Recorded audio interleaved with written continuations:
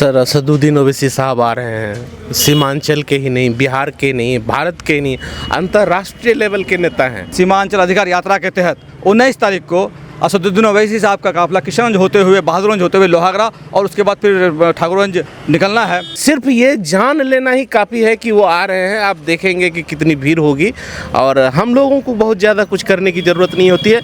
लोग हमें उत्साहित। जितना बार भी असदुद्दीन ओवैसी साहब आए हैं लोहागड़ा में, उनका एक भी प्रोग्राम नहीं हुआ है और वहाँ लोहागड़ा और आसपास के लोगों की एक मांग थी, एक डिमांड थी कि असदुद्दीन ओवैसी साहब 2-4-5 मिनट के लिए ही सही लोहागड़ा में रुके, तो उन्होंने मेरे निमंत्रण को कबूल किया और असदुद्दीन ओवैसी साहब का 10 से 11 इतवार के दिन 19 तारीख को 10 से 11 बजे के समय लोहागड़ा में एक जनसभा रखा गया है। हमारे बीच ऑल इंडिया मजलिस इत्तेहादुल मुस्लिमीन के प्रखंड अध्यक्ष बहादुरगंज प्रखंड तौसीफ साहब है और ओवैसी साहब का दौरा होने वाला है। क्या कुछ कहना चाहेंगे?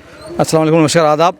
बड़ी खुशी की बात है कि आप सबको मालूम ही है कि असदुद्दीन ओवैसी साहब काफ़ी अरसे के बाद सीमांचल और ख़ास करके किशनगंज के दौरे पे आ रहे हैं और मैं आपके चैनल के माध्यम से मजलिस के चाहने वालों को, सीमांचल की तरक्की को पसंद करने वाले तरक्की याफ्ता लोगों से और MIM के सारे कारकुनों से आग्रह करता हूं और उनको दावत देता हूं कि सीमांचल अधिकार यात्रा के तहत 19 तारीख को असदुद्दीन ओवैसी साहब का काफिला किशनगंज होते हुए, बहादुरगंज होते हुए लोहागड़ा और उसके बाद फिर ठाकुरगंज निकलना है।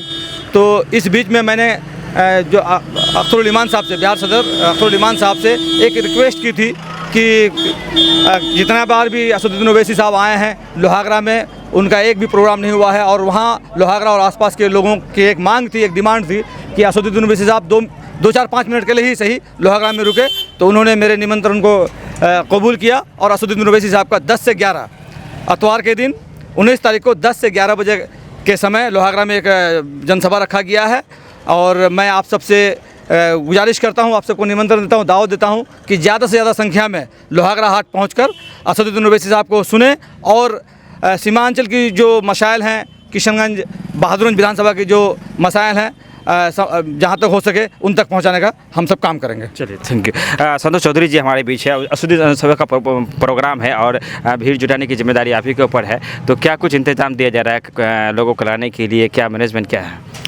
सर असदुद्दीन ओवैसी साहब आ रहे हैं। सीमांचल के ही नहीं, बिहार के नहीं, भारत के नहीं, अंतर्राष्ट्रीय लेवल के नेता हैं और जितना जोश है लोगों में, आम लोगों में, और चूँकि आपको मालूम है कि MIM के जो कार्यकर्ता है, जो समर्थक है, वो आम लोग हैं, तो सिर्फ ये जान लेना ही काफ़ी है कि वो आ रहे हैं। आप देखेंगे कि कितनी भीड़ होगी और हम लोगों को बहुत ज़्यादा कुछ करने की ज़रूरत नहीं होती है। लोग हमें उत्साहित। कम से कम आमंत्रण तो दे दीजिए। एकदम आमंत्रण, स्वागत, दिल बिछा करके स्वागत है कि सब लोग आए और शुरू के दिनों से ही, जब से पता चला है कि ओवैसी साहब आ रहे हैं, तब से हम लोग आमंत्रण दे रहे हैं। कम चाय पानी तक तो होना चाहिए। जी जी, आपको तो हम चाय क्या, पानी क्या, आपको बिस्किट भी खिलाएंगे, आप निश्चिंत रहिए। आप नहीं, जनता की बात कर रहा हूँ। नहीं, आप जनता नहीं है क्या?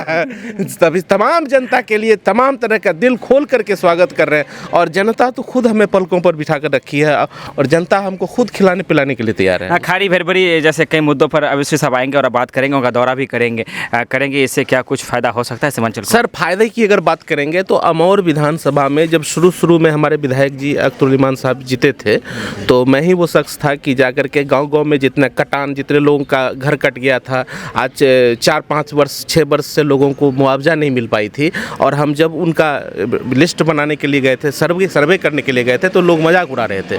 और आज के डेट में आप अमौर में जाके पता करिए तो कितने लोगों को मुआवजा दिला चुके हैं, कितने लोगों को ज़मीन दिला चुके हैं, कितने लोगों को घर दिला चुके हैं। तो हमारा प्रयास है और आप देखेंगे खरखरी पुल को हम लोगों ने शुरू से एकदम, जब वो हमारे नेताजी ये किसी पद में भी नहीं थे, तब से लेकर के आज तक हम लोग लगे हुए हैं और हम आपको विश्वास दिलाते हैं कि एक न एक दिन ये काम। 2 जगह और था बहादुरगंज में, वहाँ भी पुल की काफ़ी ज़रूरत है। चाहे मटियारी घाट की बात करें या निसंदरा घाट की बात करें, निसंदरा एक ऐसा गाँव है जो हमेशा नदी कटान में रहता है।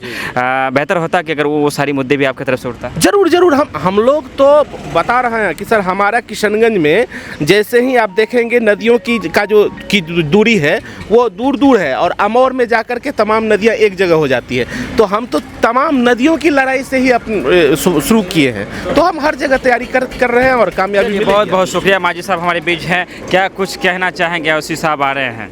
बहुत खुशी की बात है हम सीमांचल वासियों के लिए कि फिर चेहरे से खुशी नहीं झलक रही है। नहीं, बिल्कुल खुशी है। ये जो है पूरे आवाम ही जो मतलब इसको जो बताएंगे आज मतलब जो है तैयारी शुरू है। लोग जो है काफ़ी हलचल जो है मचा हुआ है पूरे इलाके में, जो है पूरे सीमांचल में जो है हलचल मचा हुआ है कि नहीं ओवैसी साहब जो है आ रहे हैं। और बहुत जो इनका जो मतलब ये है जो अधिकार रैली दी है, मतलब यहाँ का जो समाधान अधिकार इसका जो नाम दिए हैं, मैं समझता हूँ कि काफ़ी हद तक जो है पहले भी सीमांचल के ताल्लुक से जो है हमेशा आवाज़ उठाते रहते हैं पार्लियामेंट में, और अभी भी जो है मतलब इस मुद्दे पर जो है आए हैं।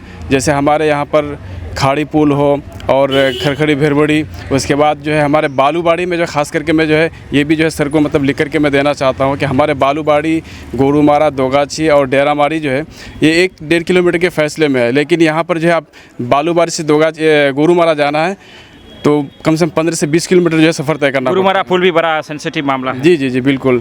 और नदियों का जो जिस तरह से नदियाँ तबाह और बर्बाद कर रहे हैं, हज़ार जो है ज़मीन नदी में जाकर के विलीन हो रहा है, घर सब जो है विलीन हो रहा है। इन सारी चीज़ों पर बात की जाएगी। चलिए बहुत बहुत धन्यवाद, शुक्रिया।